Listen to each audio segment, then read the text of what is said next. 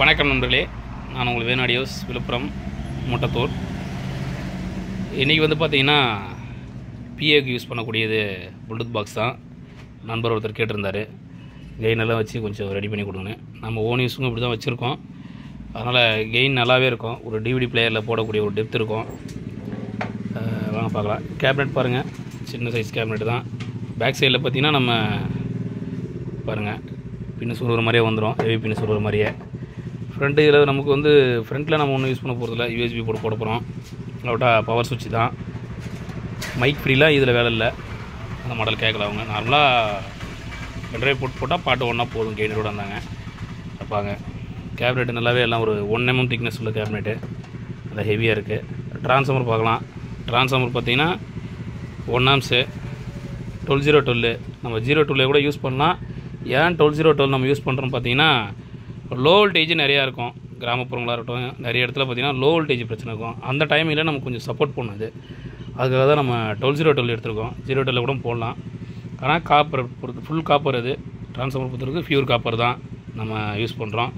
Mains card பாருங்கள், ஏதோ ஒரு மெயின்ஸ் கார்டை போடுறதுனால இல்லை, நல்ல ஐட்டம், பக்கா குவாலிட்டி பாருங்கள்.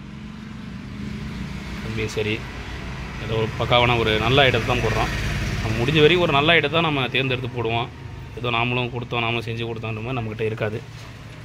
பவர் சுவிட்சு கூட பாருங்கள், நார்மல் சுவிட்சை விட பாருங்கள், இது கம்ப்ளைண்ட்ன்றது அவ்வளோ சீக்கிரம் இந்த மாடல் வராது. இந்த டைப் மட்டும் சீக்கிரம் கம்ப்ளைண்ட் அவ்வளோ சீக்கிரத்தில் வராது. அதை தான் சூஸ் பண்ணுறோம். கெப்பாசிட்டரு 25 வோல்ட்டில் 1000 UF போட்டிருக்கோம். ரெகுலேட்டருங்க 1 amps டயோடு.